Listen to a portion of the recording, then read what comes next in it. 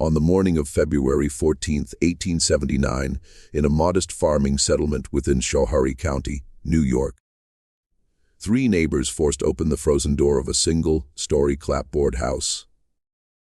Inside, they discovered something that three different physicians, two county coroners, and a professor of medicine from Albany would spend the remainder of their careers refusing to address.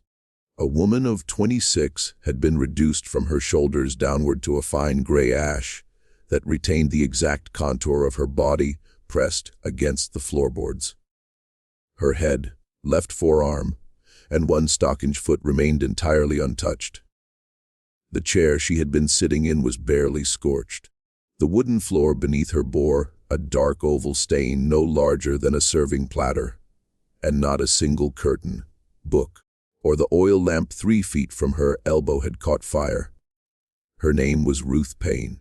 What occurred inside that locked house during the coldest night of that winter was reported in 4 county newspapers, debated in at least 11 medical journals, and then, within 18 months, deliberately removed from every official record the county possessed. Before we proceed with the story of Ruth Paine and the house on Cobble Hill Road, if you are listening to this story, take a moment to subscribe to the channel and leave a comment telling us which state or city you are joining us from tonight. We want to know where our listeners are, because what you are about to hear was nearly buried forever, and those who attempted to bury it had more reasons than you can imagine, and more influence than you would like to believe a handful of ordinary men could ever have held.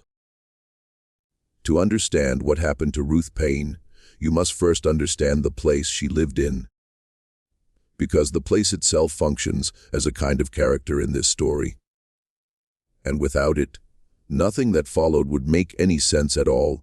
Schoharie County in the late 1870s was a patchwork of Dutch stone houses and Yankee clapboard farms tucked into the folded hills west of Albany, a country of long valleys and short tempers, where German Palatine families, who had arrived 150 years earlier, still spoke a rough, low dialect at home, and English only in church and at the market.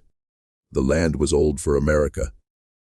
It had been settled before the Revolution, cleared of its oak and hickory by the grandfathers of the men now farming it. And in many places, the stone walls that marked the edges of the pastures were already sinking back into the earth. The county seat was a sleepy town of shops, a courthouse and a dairy exchange, but the hamlet where Ruth lived, a cluster of 7 houses and a Methodist chapel known locally as Cobble Hollow, was not even on most maps. It sat at the end of a wagon road that became impassable between December and March. And in the winter, the only way out was a sled track that cut north across the frozen brook toward the mill at Break-a-Bean. Cobble Hollow was the kind of place where a family could vanish into the snow, and nobody in the county offices would notice for a month, and where the people who lived there had long ago learned to prefer it that way. The winter of 1878 into 1879 was, by every account kept at the time, the worst winter in 40 years. The thermometer at the Break-a-Bean post office recorded 28 degrees below zero on the night Ruth Paine died. The snow had been falling off and on since the first week of November. The drifts against the north side of the chapel stood taller than a man. The roof of the Keserick farm had collapsed under the weight of them in early January. Children were not sent to the one-room school for weeks at a time. Old men died in their sleep and were stored, wrapped in canvas, in the cold parlors of their houses until the ground thawed enough to bury them. It was a winter that pressed down on the hamlet like the palm of a great hand. And the people who lived through it would speak of it decades later, as if it had been a single long night from which no one fully woke. Ruth had come to Cobble Hollow 3 years earlier as a young bride. She was born Ruth Vosberg in the Mohawk Valley, the daughter of a Dutch Reformed minister who had died of consumption when she was 19.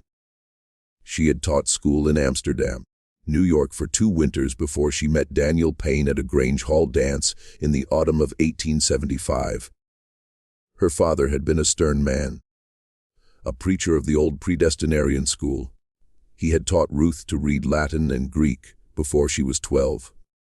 Her mother had died when Ruth was 5, leaving behind a single daguerreotype of a dark-haired young woman in a lace collar and a small collection of poetry books that Ruth carried with her, tied in a bundle with a ribbon, everywhere she went for the rest of her life.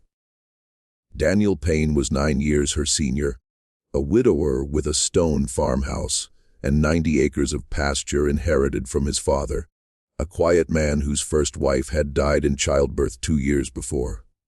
He was, by all the accounts that survived, a decent and hard-working farmer, a deacon of the Methodist chapel, a man who drank nothing stronger than cider and who was known in the hamlet for the patience with which he broke his own horses to harness. Ruth accepted his proposal within 4 months of meeting him, and she moved her few trunks of books and linens into the Paine farmhouse in the spring of 1876. Those who knew her in Cobble Hollow described her in the same careful phrases that farming communities reserve for women they cannot quite place. She was too educated for a farmer's wife, they said. She read books late into the night by the kitchen lamp.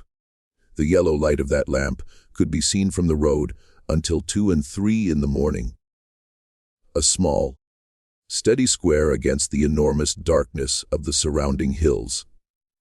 She kept a journal in a cedar box beside her bed. She had studied French at the Amsterdam Academy, and she corresponded, through letters that traveled by mail coach and rail, with at least 3 women in Albany and 1 in New York City, whose names did not appear in any church register in the county. She was not unfriendly. She attended the chapel every Sunday morning, sitting in the 3rd pew from the front with her gloved hands folded over a small black prayer book. And she sang in a thin, surprisingly sweet soprano that carried over the deeper voices of the farmers around her. She brought preserves to the sick. She taught the small Cobble Hollow Sunday school class of 7 children.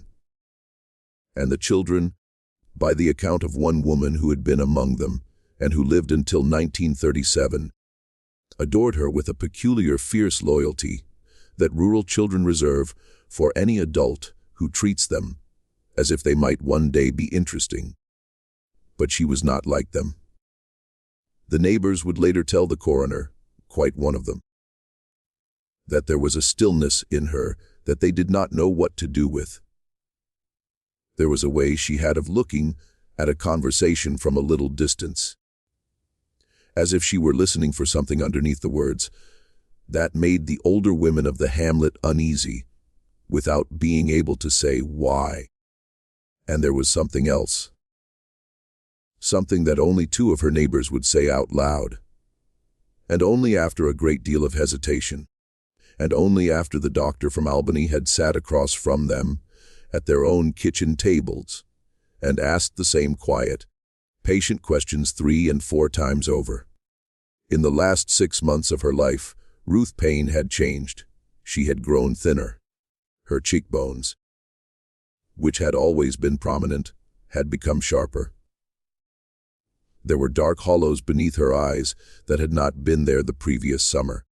She had stopped wearing her wedding bonnet to church, replacing it with a plain black shawl drawn up over her head in the manner of a much older woman. She had been seen twice walking alone along the frozen brook at dusk in weather that no sensible woman should have been walking in. Her arms wrapped tight around her body, and her breath trailing white behind her in the cold air. On 3 separate occasions, the woman who lived in the nearest house, a widow brewer of 62 years, who had buried 2 husbands and raised 5 sons, and who did not, by her own description, miss very much of what went on in the hamlet, had heard raised voices coming from the Paine farmhouse in the hours after midnight. Ruth's voice, the widow said, and Daniel's voice, and sometimes a third voice, a man's voice, that the widow did not at first recognize. The widow had, on each of those 3 occasions, stood at her own bedroom window in her nightgown and looked out across the snowy yard toward the Paine house. She had seen, on each occasion, a single square of yellow light burning in the kitchen window. And she had seen, on each occasion, shadows moving across that light in a way that she would later describe as resembling a slow and terrible dance. And she had gone back to bed each time and pulled the quilt up around her shoulders and pretended, each time, that she had not heard anything at all. Because a widow of 60, 2 in a hamlet of 7 houses, does not interfere with what happens in another woman's kitchen in the middle of the night.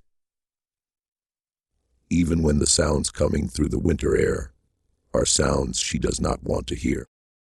She would regret that silence. She would later tell Dr. Tenney, on the back porch of her own house, on a July afternoon, for every remaining day of her life.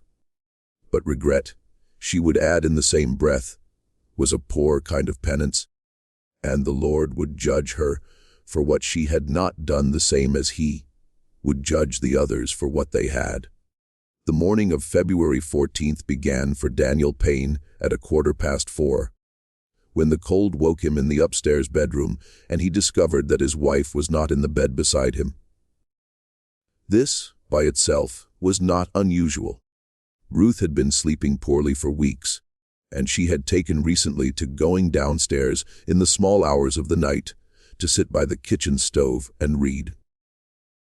Daniel dressed in the dark, pulling on wool trousers over his long drawers, lacing the heavy boots he wore against the cold of the farmhouse floors. He came down the narrow staircase with a kerosene lantern held out in front of him. The house was entirely silent. The parlor, as he passed through it, was dark and still, the sheet-covered furniture looming like pale, crouching animals in the lantern light. The kitchen door, at the far end of the parlor, was closed. Daniel later swore, under 3 separate examinations by 3 separate officials, that when he opened that kitchen door, the room beyond was cold. Not merely cool, as a farmhouse kitchen often was in the hours before dawn, but bitterly cold, the cold of a room in which no fire had burned for hours.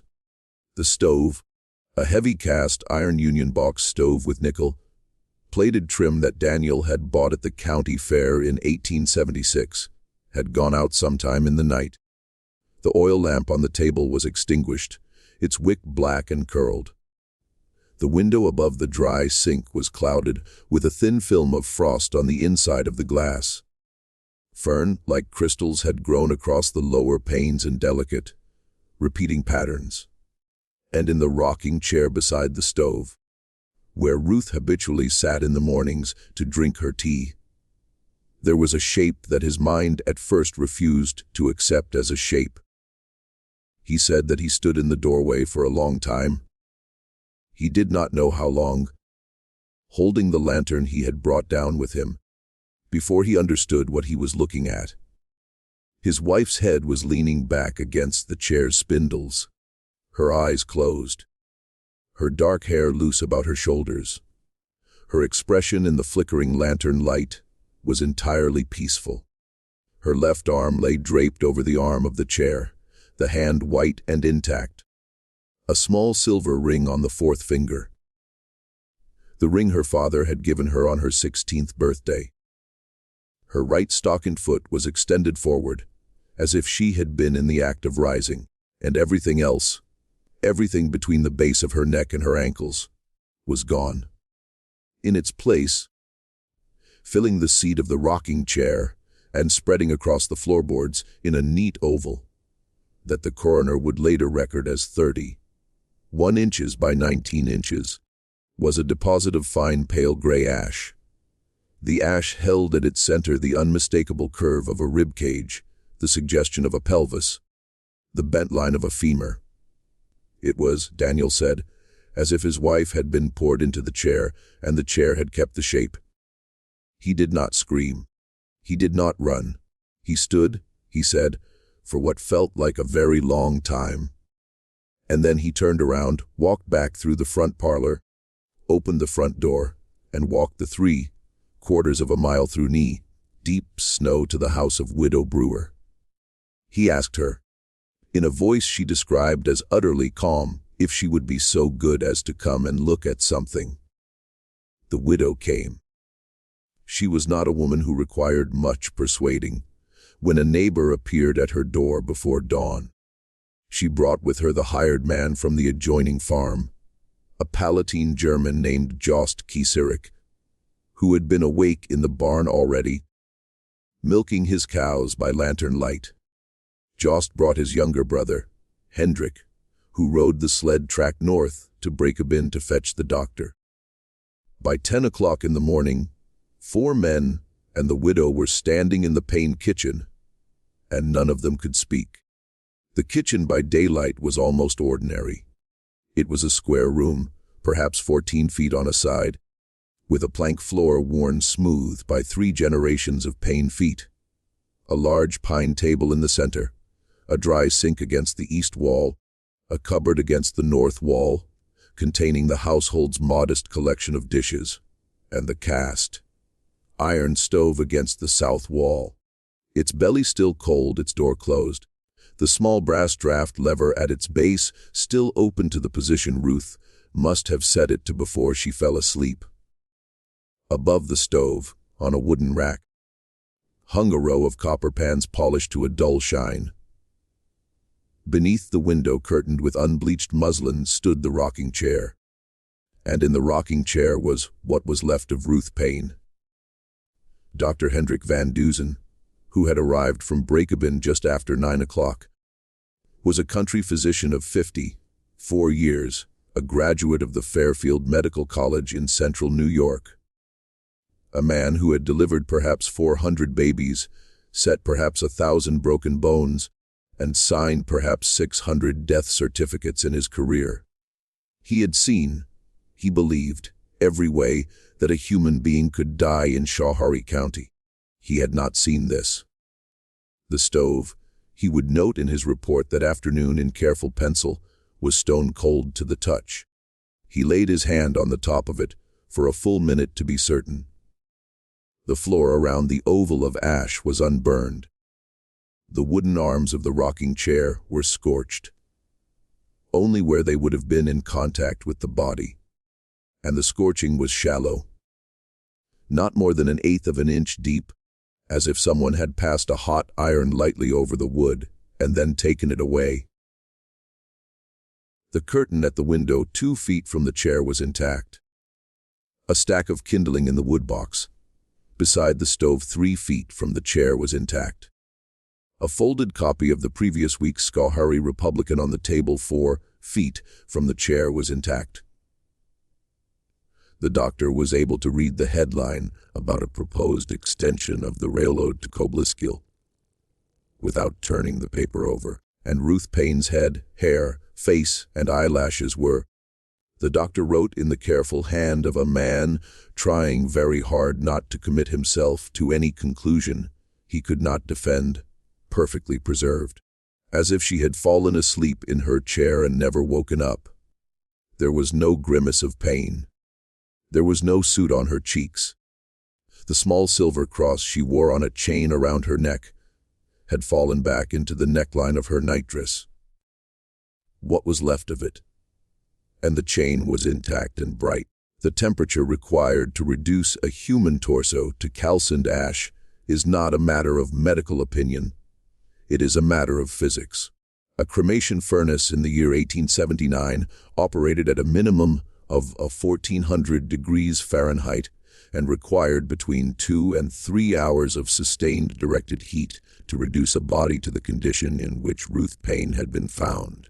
No fire of that intensity could have burned within 3 feet of unscorched wood. No fire of that duration could have left her face and hair untouched, and no fire known to medical science in the winter of 1879 could have confined itself so precisely to the soft tissue of a single human trunk. The doctor closed his notebook. The widow crossed herself in the Catholic manner, albeit she was a lifelong Methodist, and only afterwards realized that she had done it. Jost Kieserick, who had fought at Gettysburg as a boy of 19 and had seen men burned in the aftermath of that battle, walked outside into the snow and was sick against the side of the barn. When he came back inside, his face was gray, and he did not meet anyone's eye. There was a discussion that afternoon among the men in the kitchen. Dr. Van Dusen wanted to send for the county sheriff. Jost Kieserick, whose English was rough but whose judgment was sound, agreed.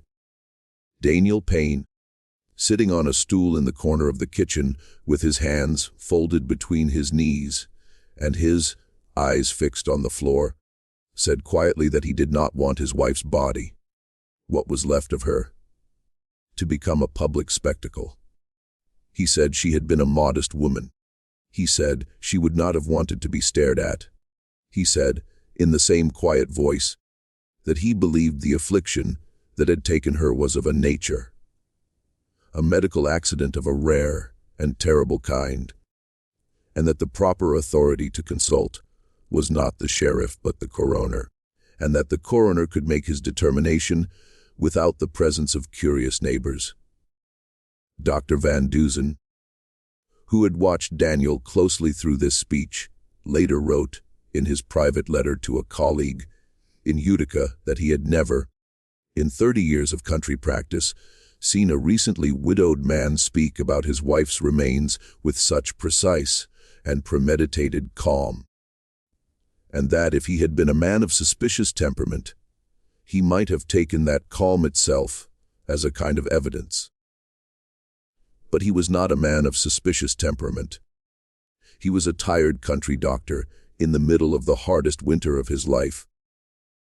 Standing in a kitchen where something impossible had happened, he did what tired country doctors in such circumstances usually do.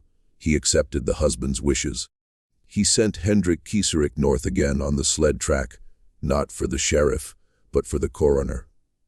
And he sat with Daniel, the widow, and Jost in the front parlor of the Paine farmhouse, with the kitchen door closed and a sheet draped over the rocking chair, until the coroner arrived late that evening, by which time the ash had begun, in the dry cold air of the kitchen, to sift very slightly through the cracks between the floorboards. In the weeks that followed, the story of what had happened in the Paine kitchen spread through Schoharie County the way cold spreads through a stone wall. Slowly and from every direction at once, the Schoharie Republican ran a short notice on the 16th of February describing the death as a sudden misfortune of unexplained cause, and expressing the condolences of the community to Deacon Paine. The Kobleskill Index 3 days later described it as a probable apoplexy followed by accidental fire, which was the diagnosis that Dr. Van Dusen had settled on after 2 sleepless nights, and which he himself did not believe.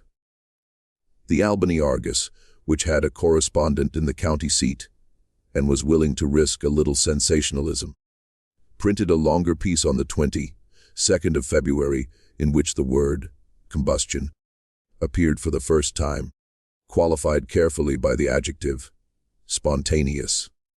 The piece was reprinted in edited form in 3 other regional papers over the following week. The story might have ended there, filed away as a curiosity in the back pages of a county paper, if it had not been for a physician from Albany named Dr. Cornelius Ten Eyck, who read the Argus piece over his breakfast coffee on the morning of February 23rd. By that same evening, he was on the train west with a leather satchel full of instruments and an unshakable conviction that he had just been handed the case that would make his career. Dr. Ten Eyck was 44 years old, a professor of forensic medicine at the Albany Medical College, and a man whose professional ambition was matched only by his contempt for country doctors. He had, in the course of his career, published 7 papers on unusual modes of death, including a widely cited study of accidental poisonings among factory workers in Troy, and a controversial monograph on the subject of asphyxiation in infants of the urban poor. He had been waiting for more than a decade for a specimen of what the medical literature of the time referred to as preternatural human combustion. There had been, by the count of the medical journals of 1879, some 30 documented cases in Europe and North America across the preceding century, almost all of them involving elderly women, heavy drinkers, and confined spaces. The case of the Countess Cornelia Bandy of Cesena in 1731 was the canonical reference cited in every medical textbook. Ruth Paine, at 26 years old, a teetotaler, and a woman in visibly good health only days before her death, did not fit the pattern. That, for Dr. Ten Eyck, was precisely the point. He arrived in Cobble Hollow on the morning of February 25th, 11 days after Ruth's death. He traveled from the Breakabin station by hired sleigh, wrapped in a bearskin robe, his satchel at his feet. He would later describe the approach to the hamlet as the strangest visual impression of his adult life. The snow had begun again during the night. The 7 houses of Cobble Hollow stood in a rough line along the frozen brook, their dark roofs frosted white, their chimneys smoking in thin gray plumes. Beyond them the hills rose in a series of long pale folds under a sky the color of slate. There was no sound except the creak of the sleigh runners and the breath of the horse. Not a dog barked. Not a child shouted. The hamlet looked, he wrote, like an engraving from a German fairy tale. The kind in which something terrible has just happened inside one of the small, tidy houses, and no one has yet noticed.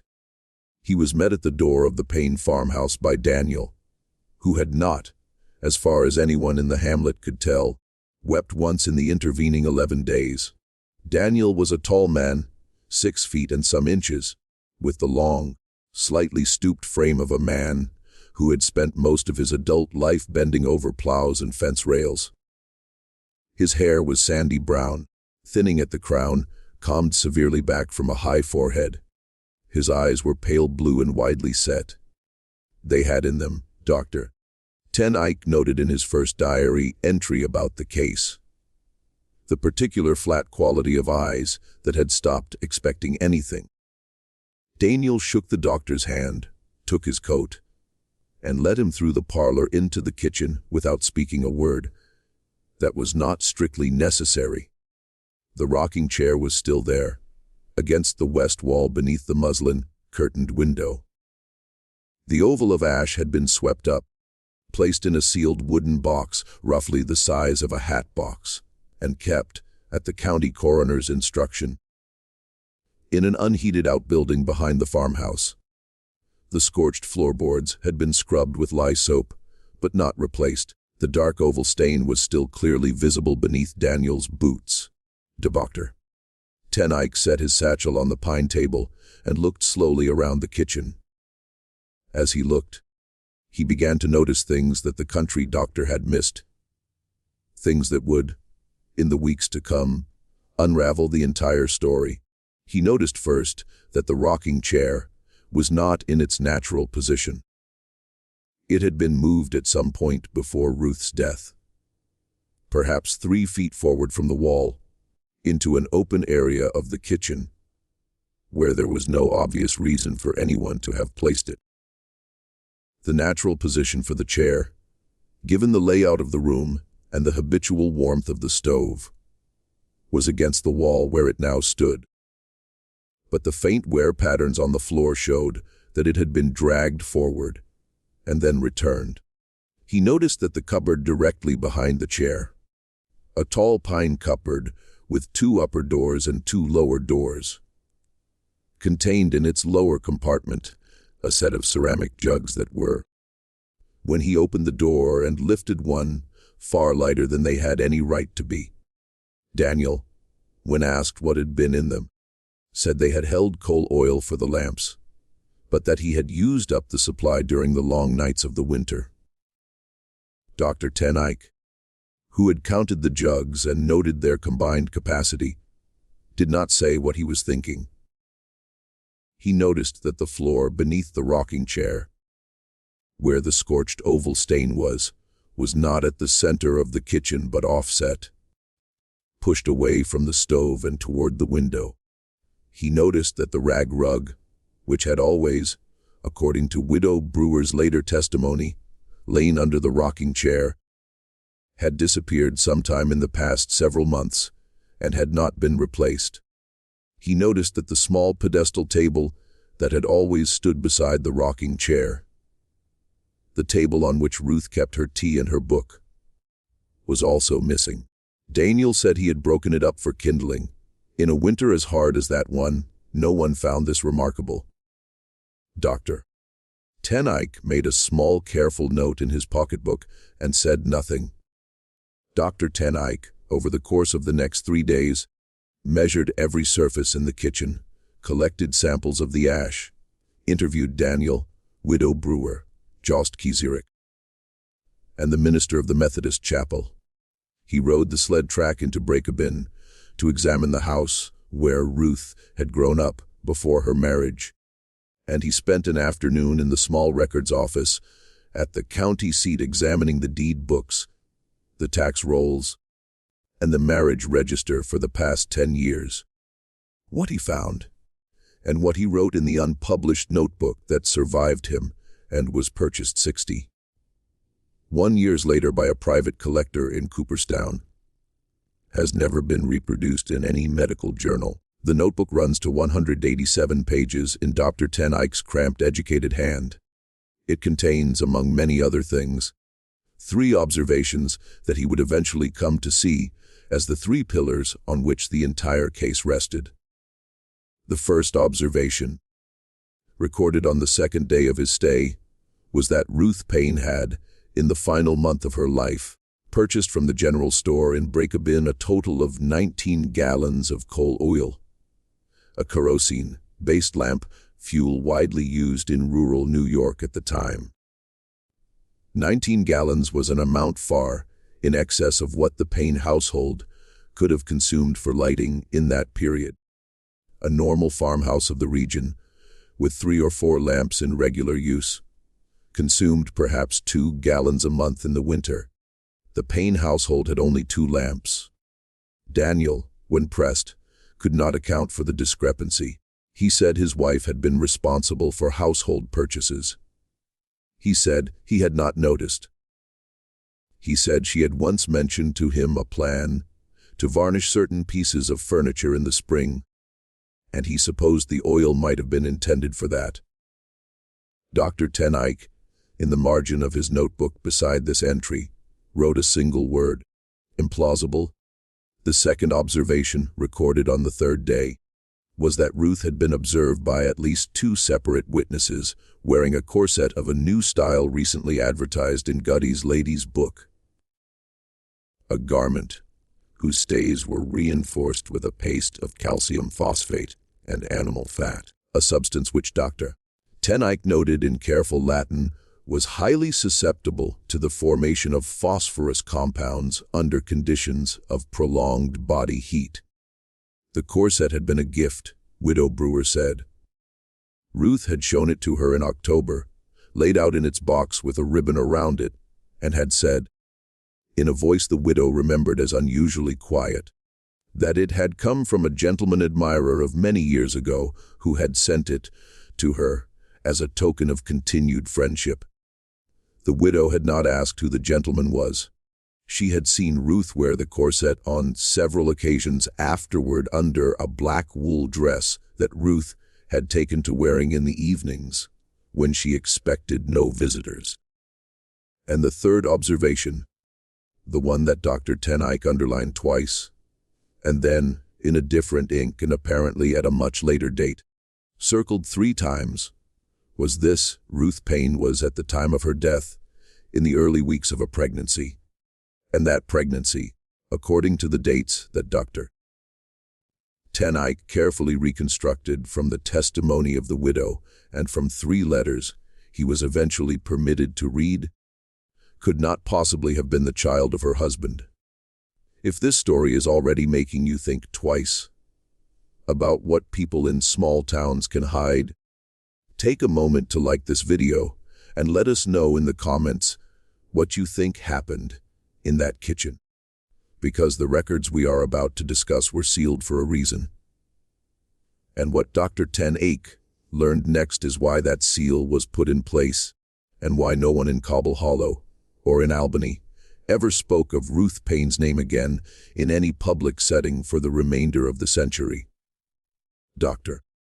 Ten Eyck returned to Albany on February 28th and began, with the methodical patience of a man who had waited his whole career for exactly this, to assemble the rest of the story.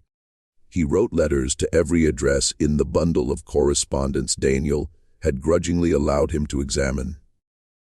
He interviewed, over the course of the next 4 months, every person in the Mohawk Valley who had known Ruth Vosburgh before her marriage. He traveled twice to New York City to consult with a colleague at the Bellevue Hospital Medical College on the chemistry of slow combustion. He spent a week in the Public Records Office of Albany County. He sent a young assistant to copy out from the dusty ledgers of a small printing shop on State Street every name that could be recovered from the account books of a certain quarterly publication that had been printed there between 1870 and 1875. By the end of the summer of 1879, he had constructed a picture of Ruth Paine's life that was, to anyone who had known only the quiet minister's daughter and dutiful farmer's wife of Cobble Hollow, almost entirely unrecognizable. Ruth Vosburgh, before her marriage, had been a member of a small and discreet society in Albany that met in the back rooms of that same printing shop on State Street, and that described itself in the letters Dr. Ten Eyck was permitted to copy as a circle for the advancement of rational womanhood. The circle was composed of teachers, a handful of unmarried daughters of merchant families, 2 journalists, and 1 physician, a woman named Dr. Harriet De Forest, who had taken her medical degree in Geneva, Switzerland, some 20 years earlier, and who practiced, without a license from the state of New York, in a consulting room above a milliner's shop on Broadway.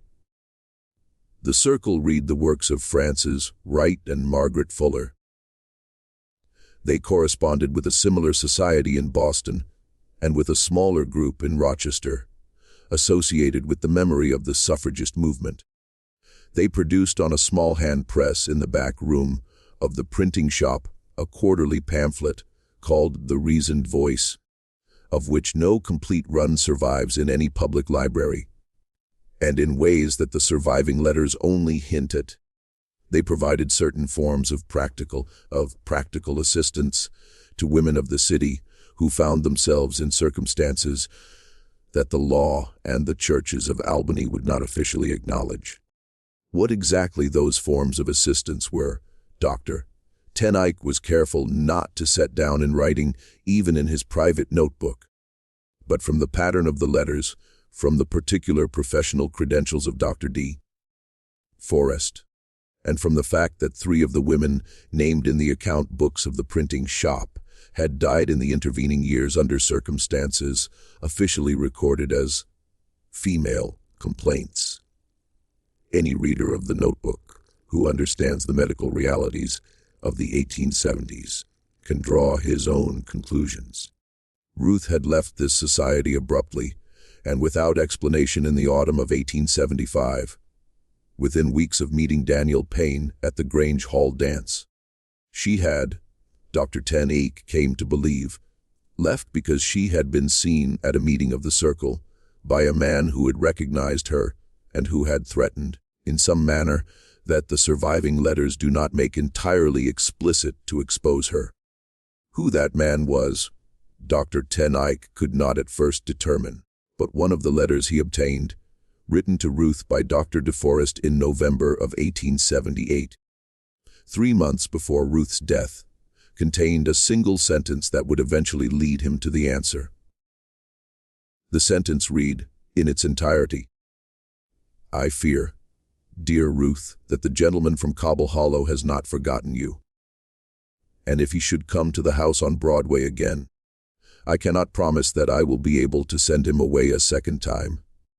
And the gentleman from Cobble Hollow was not Daniel Paine." Daniel Paine, at the time the letter was written, had never been to Albany in his life. The gentleman from Cobble Hollow was, as Dr. Tenike confirmed through the laborious process of tracing property deeds and court records in the Schoharie County Archive, and cross-checking them against the commercial directory of the city of Albany, a man named Augustus Voorhees, 48 years old, a textile merchant who owned a substantial summer house 3 miles from the Paine farm, and who spent the months of June through September in the hamlet every year. Augustus Voorhees was a man of considerable local reputation. He was the 3rd generation of a Dutch mercantile family that had been trading wool and cotton out of Albany since before the War of 1812. He was a member of the Albany Chamber of Commerce, a trustee of 2 banks, a communicant of the Second Reformed Church, and the owner of a 4-story brick house on Washington Avenue in the better part of the city. He was married to a woman of fragile health who rarely left the Washington Avenue house. He had 3 grown daughters, all of whom were married to respectable men. He was, by every measurable standard of the 1870s, a man of unblemished public character. He was also, and this was the detail that made Dr. Tenike set down his pen and sit for a long time staring out of the window of his study in Albany on the evening of July 2nd, 1879, the uncle of Daniel Paine's first wife. He was the man who had introduced Daniel to his first wife 12 years earlier at a family picnic at his summer house in Cobble Hollow. He was the man who had paid out of his own pocket for the carved marble headstone that stood in the Cobble Hollow churchyard, over the grave of that first wife. He was the man who had, by the testimony of Widow Brewer, when Dr. Tenike pressed her a second time, plain as day, been seen entering the Paine farmhouse on at least 4 occasions during the summer and autumn of 1878, always while Daniel was out in the far pasture, always staying for more than an hour, and always leaving without speaking to anyone in the hamlet. And he was the man whose voice the widow would eventually confess to Dr. Tenike in a whispered conversation on the back porch of her house on the afternoon of July 15, 1879. She had recognized as the 3rd voice raised in argument in the Paine farmhouse in the small hours of the night. 3 times in the final months of Ruth's life. Dr. Tenike was not by temperament a man who jumped to conclusions.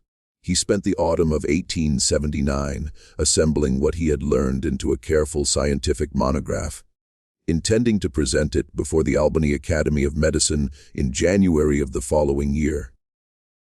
The monograph argued, with great care and with an abundance of chemical diagrams, that Ruth Paine had died of a rare, but not unprecedented conjunction of physiological and environmental circumstances. It proposed that the calcium phosphate in her corset stays, warmed by prolonged body heat and by the vapors of the 19 gallons of coal oil that had been scoured. He had discovered, in the course of his investigation, in a cupboard directly behind her chair, had undergone a slow chemical transformation, producing small quantities of white phosphorus. It proposed that this phosphorus ignited, either by a stray ember from the stove or by a momentary frictional spark from her own movement in the chair, and had initiated a slow combustion confined to the fatty tissues of her torso, a process similar to what was then known among undertakers as the wick effect. And it proposed, in its final pages, and with considerable delicacy, that the unusually low body temperature of a woman in the first weeks of pregnancy, combined with the unusually low ambient temperature of that February night, had somehow permitted the combustion to proceed without igniting the surrounding materials. It was, in its way, a remarkable piece of work.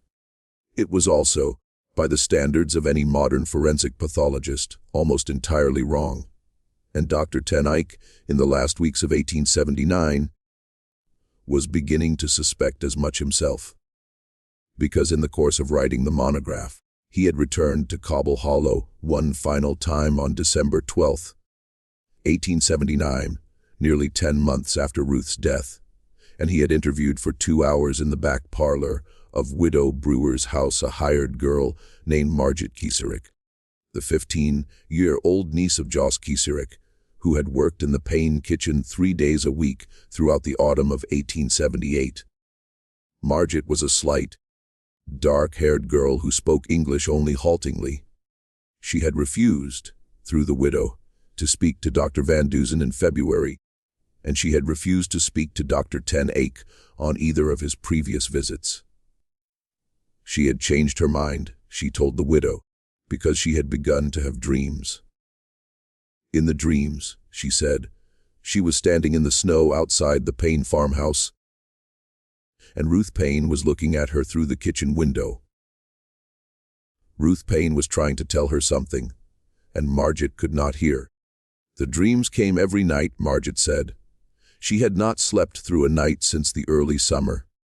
She was losing weight. Her mother, who did not know the reason, had begun to fear for her health. Margaret said she had decided to speak, finally, because she believed that if she did not speak, the dreams would kill her. The way the silence of the hamlet had killed Ruth Paine. What Margaret told him, in low Palatine German, that the widow translated sentence by sentence, changed everything.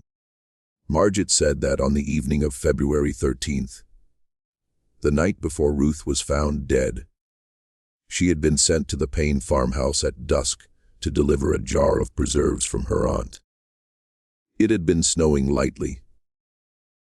The last of the daylight had been going out of the sky, and the path between the houses had been trackless. Margaret had taken almost half an hour to cover a distance that would normally have taken her 10 minutes. She had knocked at the front door of the Paine farmhouse, and no one had answered. She had waited. She had knocked again, more loudly, her knuckles stinging in the cold. She had thought she heard, through the heavy door, the sound of a man's voice speaking sharply in the kitchen, but she could not be sure. Still, no one came to the door. She had walked around the side of the house to the kitchen window, intending to leave the jar on the porch where Mrs. Paine would see it in the morning. Through the kitchen window, the window above the dry sink, whose curtain on that evening was drawn back rather than closed, Margaret had seen 3 people inside. Ruth Paine was sitting in the rocking chair. Daniel Paine was standing by the stove with his back to her, his broad shoulders hunched, his arms folded tight across his chest. In the posture, Margaret said, of a man making himself stand still. And a third man, a man Margaret had seen in the hamlet the previous summer, at a social gathering at the summer house, and whom she knew to be Augustus Voorhees, was standing directly in front of Ruth with something in his hands. Margaret said she could not see clearly what the thing in his hands was, only that it was small and dark. Augustus Voorhees was leaning forward, speaking to Ruth in a voice too low to hear through the glass. Ruth was looking up at him, her dark hair loose around her shoulders, her hands folded in her lap. Ruth's face, Margaret said, had worn an expression that Margaret had never seen on a grown woman's face before. An expression that Margaret, fumbling for the word in her 2 poor languages, described in the end as the look of a rabbit that has just understood the snare. The 3 figures, Margaret said, had held that tableau for several seconds. Then Augustus Voorhees reached out with one hand and took hold of Ruth's wrist. Ruth did not pull away. Daniel did not turn around. Then Augustus Voorhees spoke a single word. Margit thought in a harder and louder voice than before, though the glass had muffled it.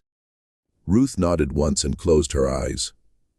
Margit had run back to her aunt's house without leaving the preserves.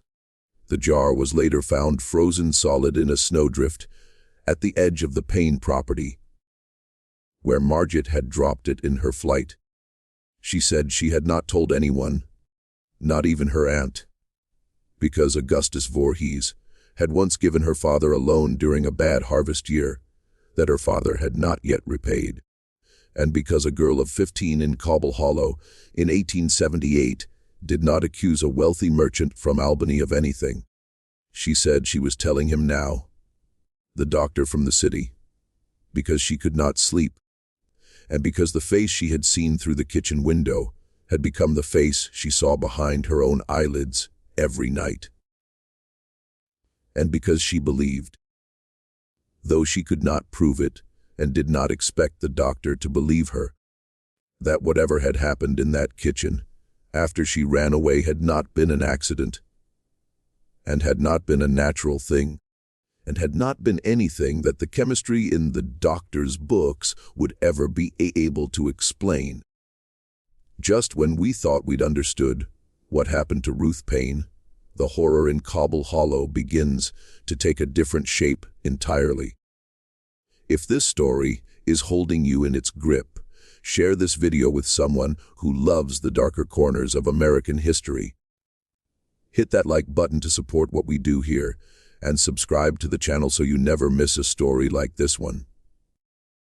Then let us follow Dr. Ten Eyck into the last act of this tragedy, because what he did with what Margit told him is perhaps the most disturbing part of the entire case, and the part that for more than a century no one was willing to put on the public record.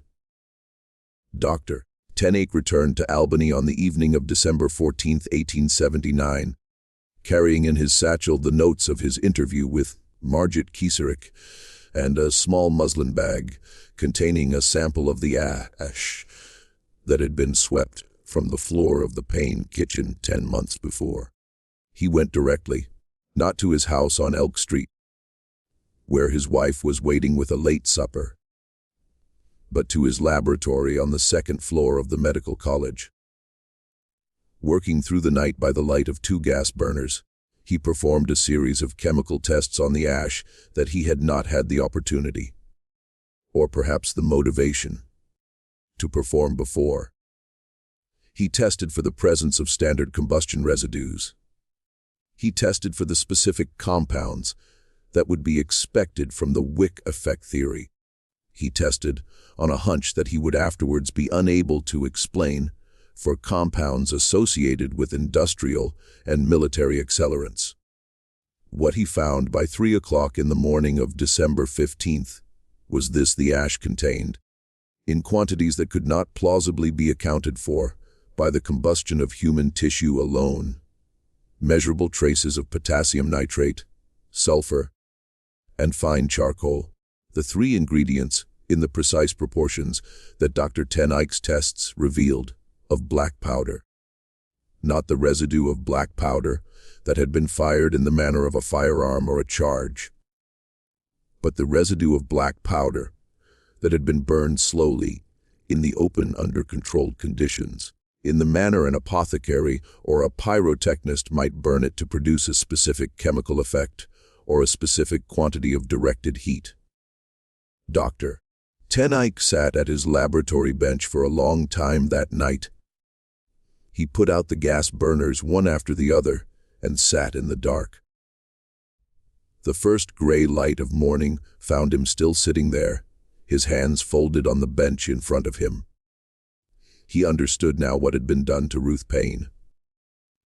He understood that the heat required to reduce her torso to ash in the manner he had observed, in the time available, without igniting the surrounding room, could only have been produced by a deliberate and expert application of a slow, burning accelerant packed in and around her body, probably while she was unconscious or restrained, and ignited in a manner that directed the heat inward rather than outward. He understood that the Wick effect his monograph was about to defend had been a red herring, almost certainly planted deliberately through the calcium phosphate corset and the 19 gallons of coal oil, by someone who understood enough of contemporary medical theory for know what the investigators would do and for, and what they would accept as an explanation. He understood that the agent of combustion had been human, not natural. He understood that the work had required a knowledge of chemistry of a kind that a country farmer of Daniel Payne's education could not have possessed, but that a textile merchant who bought and sold dyestuffs, bleaching agents, and industrial accelerants across 3 states, a man like Augustus Voorhees, could have acquired without any great difficulty. And he understood finally, and with a kind of cold clarity that made him put down his pen and walk out into the snow on State Street at 4 o'clock in the morning, that what he had been investigating for the past 10 months was not a case of preternatural combustion at all. It was a murder, executed with extraordinary care, disguised as a wonder of science, in order to ensure that no one would ever look for a murderer. He walked that morning from the medical college all the way home to his house on Elk Street, a distance of nearly 2 miles, through streets that were empty except for the milkman's wagon and a few lamplighters extinguishing the last of the gas lamps. He did not feel the cold. His mind was working through a series of problems whose dimensions he was only beginning to understand. If he made his findings public, what would happen to Ruth Paine's memory? Whose affair and pregnancy would become the central fact of the story, and whose killers might well escape prosecution on a technicality of evidence? If he went to the sheriff of Schoharie County, whom would the sheriff in fact investigate, in a county where Augustus Voorhees was a political donor of long standing and a personal friend of 2 sitting judges? If he wrote to the district attorney in Albany, where the evidence, the ash, the notebook, the letters of Dr. D. Forrest, would he be believed?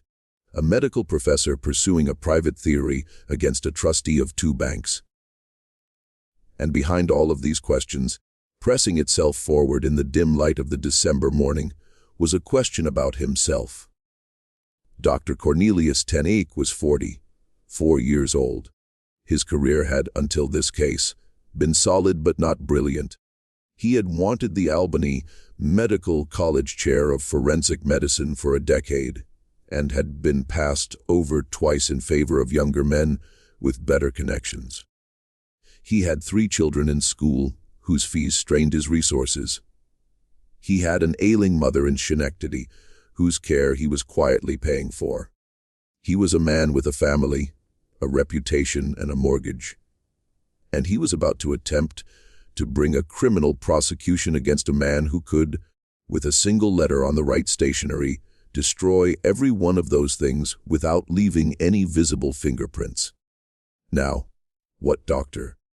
Ten Eyck did next is the part of this story that has been debated by the few scholars who have ever known enough about the case to debate anything. For nearly a century and a half, he did not go to the sheriff of Schoharie County. He did not publish his findings. He did not, as far as any record shows, speak of them to another living soul. Not to his wife, not to his colleagues at the medical college, not to the young assistant who had helped him prepare the chemical tests, and who would afterwards be sent away on an unexpected teaching assignment in Binghamton. He did, on the morning of December 17, 1879, write a letter to Augustus Voorhees at his residence in Cobleskill Hollow. The letter itself has not survived, though Dr. Ten Eyck made reference to it, obliquely in a single line of his notebook dated December 17th. The line reads only, "Letter sent to A.V. at the Hamlet. Certain matters laid before him in confidence. Response awaited. But the reply that Augustus Voorhees wrote 3 days later, on December 20th, on heavy cream letterhead from the Voorhees Textile Company of Albany, was found folded carefully into the back of Dr. Ten Eyck's private notebook 61 years later, when the notebook was purchased at auction. The reply is 11 lines long. It thanks Dr. Ten Eyck for his discretion. It expresses confidence that the doctor understands the painful necessity of certain private arrangements in cases where the reputations of families, the stability of communities, and the honor of the deceased herself are at stake. It promises, in language so courteous that it takes a moment to understand what it is promising, that Dr. Ten Eyck's advancement within the medical profession of the state of New York will henceforth be assured.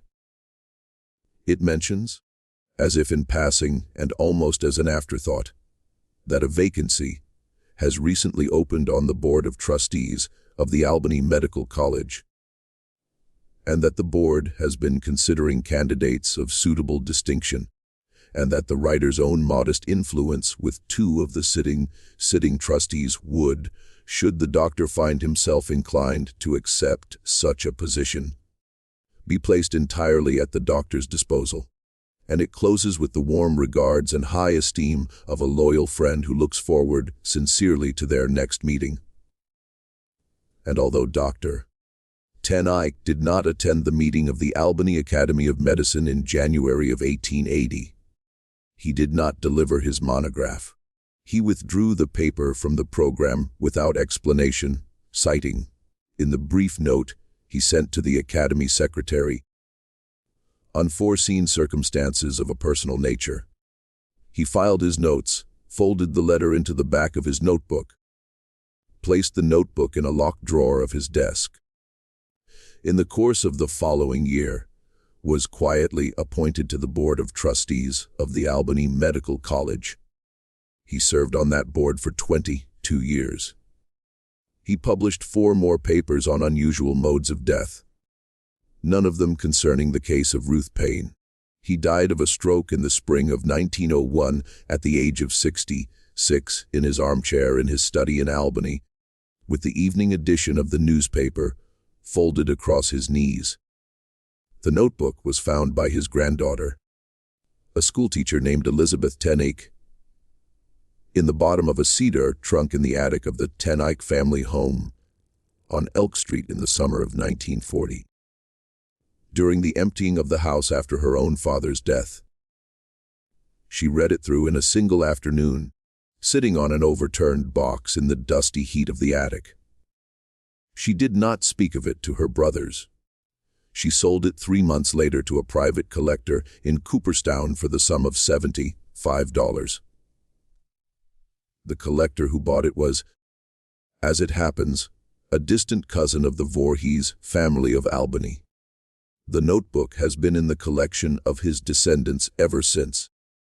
The records of the Ruth Paine case, the ones that should have been filed in the Schoharie County Courthouse, the ones that should have included the coroner's report, and the physician's affidavits, and the deposition of Daniel Paine, and the brief sworn statement that Jost Kieserich had given 2 days after the body was discovered, do not exist. They did exist once. Dr. Ten Eyck himself cites them in his notebook with specific file numbers and specific dates, but in the summer of 1880, 6 months after Dr. Ten Eyck received his appointment to the Medical College Board, the Schoharie County Courthouse suffered a small fire in its basement archive. The fire was contained to a single storage room. It was attributed, in the brief report of the county fire marshal, to a defective kerosene lamp that had been left burning overnight in a corridor outside the archive. It destroyed, according to the brief notice published in the Schoharie Republican on August 9, 1880, a quantity of miscellaneous papers of no great consequence. The papers included, among others, the entire coroner's file for the month of February 1879, They also included the entire docket of property transactions involving the Voorhees family for the years 1877 through 1879, the marriage register for the Cobleskill Hollow Methodist Chapel for the same period, and the complete run of local tax assessments on the Paine farm for the 5 years preceding Ruth's death.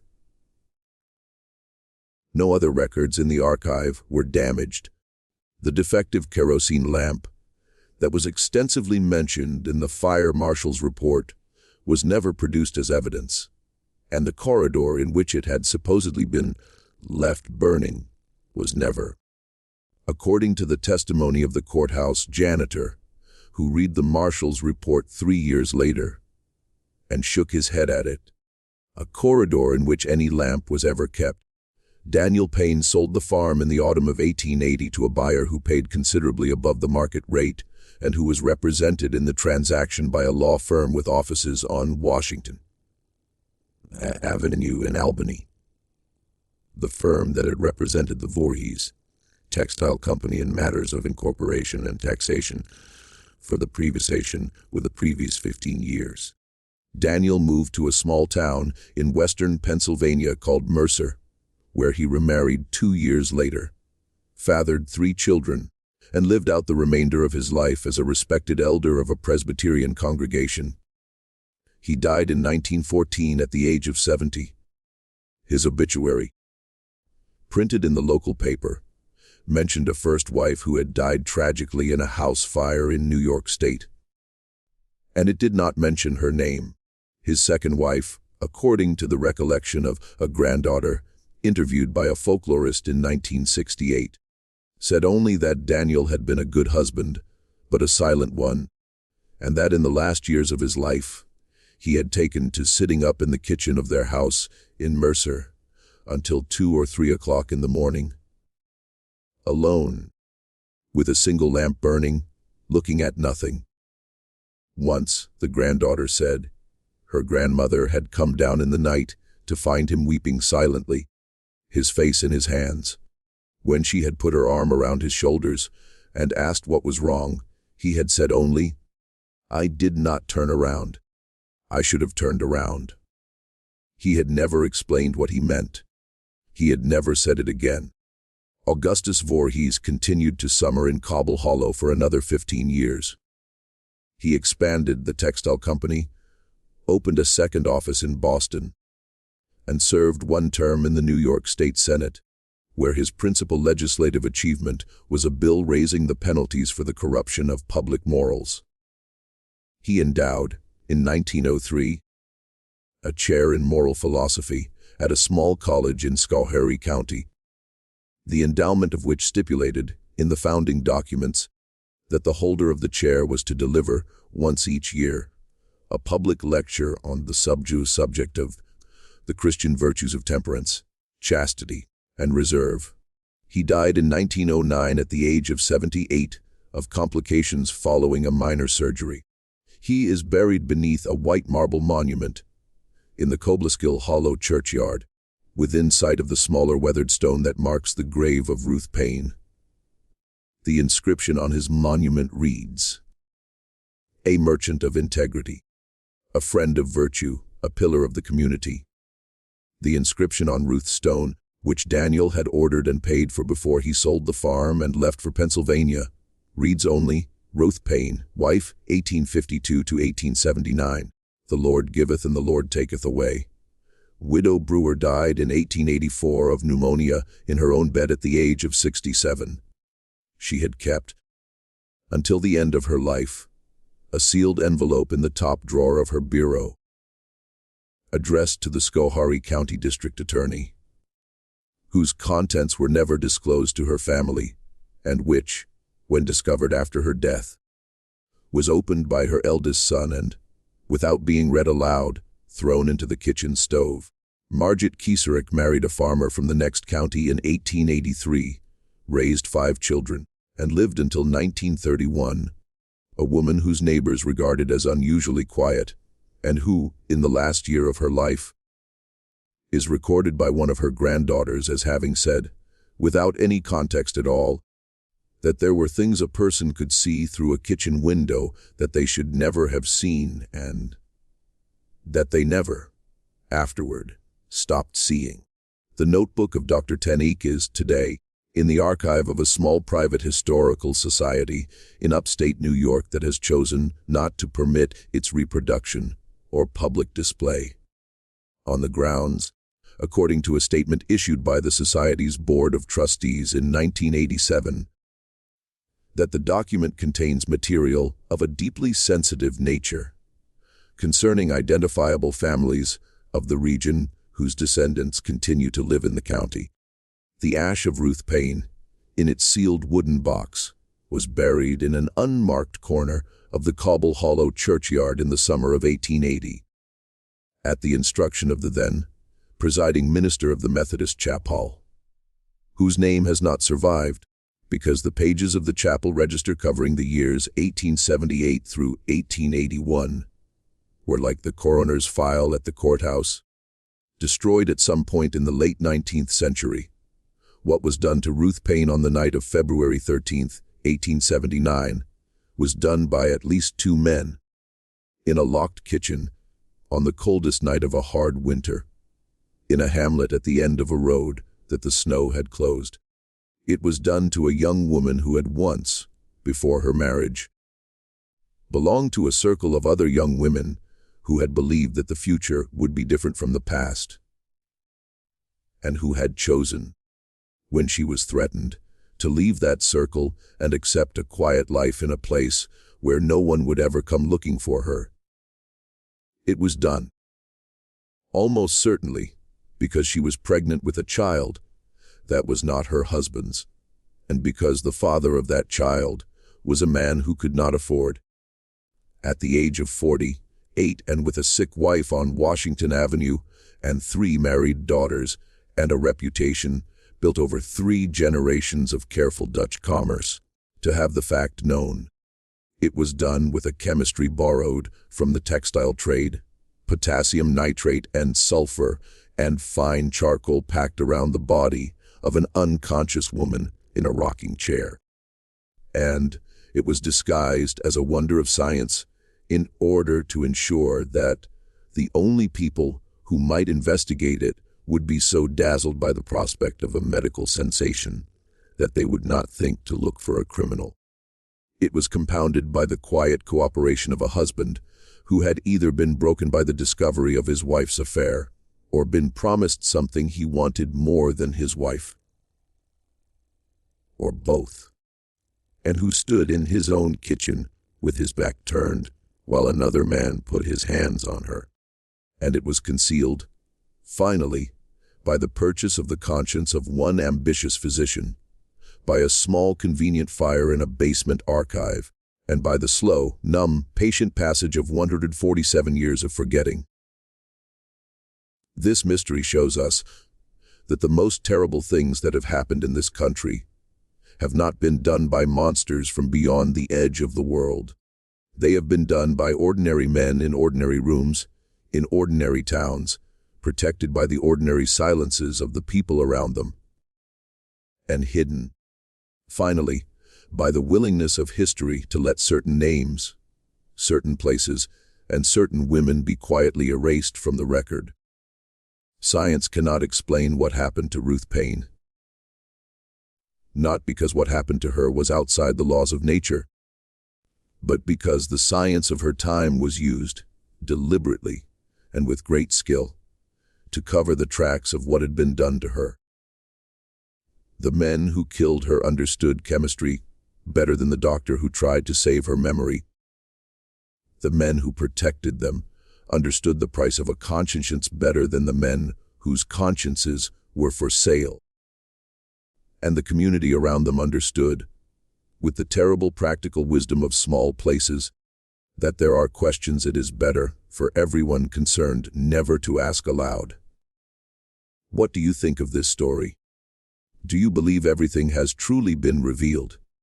Or do you think there are still details, still names, still letters in trunks and journals and cedar boxes waiting to be found in some attic in upstate New York by some granddaughter who will, this time, refuse to sell? Leave your comment below. Tell us what you think Daniel Paine was doing in that kitchen, and whether you believe he knew. And whether you believe there is any forgiveness for a man who stands with his back turned, while someone puts their hands on his wife. If this tale has held you, subscribe to the channel. Turn on the notification bell so you never miss what we uncover next. And share this video with someone who understands that the darkest history is not the history we were taught in school, but the history that someone, somewhere, once went to very great trouble to ensure we would never hear.